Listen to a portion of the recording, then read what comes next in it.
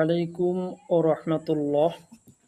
Cataract চোখের লেন্সের অংশের আবরণ বা পর্দার সৃষ্টি হলে চোখের দৃষ্টি ক্ষীণ হয়ে পড়ে।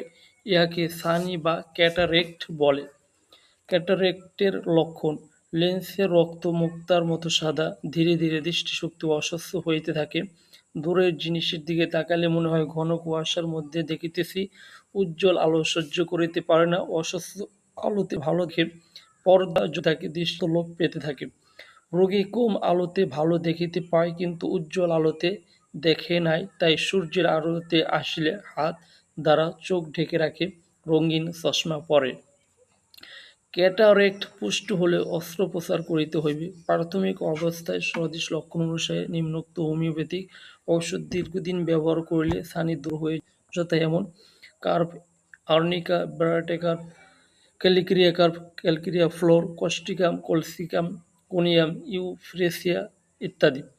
ক্যারেক্টারের কারণ: আসল কারণ জানা যায় নাই, সম্ভবত শরীরে জৈব রাসায়নিক পরিবর্তনের ফলে লেন্সের প্রোটিন জমাট বাঁধিয়া যায়।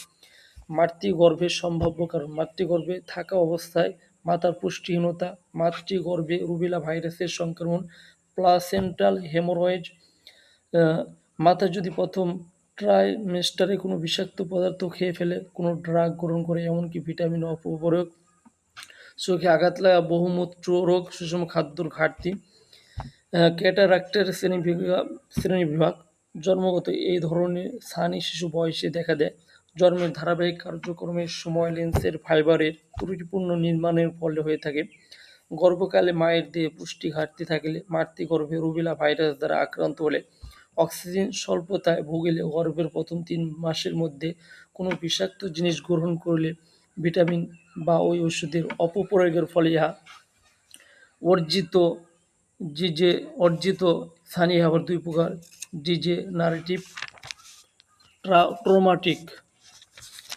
এটা হলো বৃদ্ধ বয়সে প্রাকৃতিক কারণে লেন্সের ফাইবার দুর্বল হয়ে ইহা দেখা দেয়। আর এটা লেন্সে যে কোনো ধরনের আঘাতের ফলে ইহা হয়ে থাকে। সরাসরি আঘাত, কোনো রাসায়নিক পদার্থের প্রভাব, রেডিয়েশন, অন্তঃক্ষরা গ্রন্থির প্রভাব, কোনো মারাত্মক রোগের প্রভাব যেমন বহুমূত্র ইত্যাদি, দৃষ্টিশক্তির বিকলতা, অন্ধত্ব, গ্লুকোমা ইত্যাদি। তাহলে আমরা বুঝতে পারলাম যে ক্যাটারাক্টের কি সমস্যা হয়ে থাকে।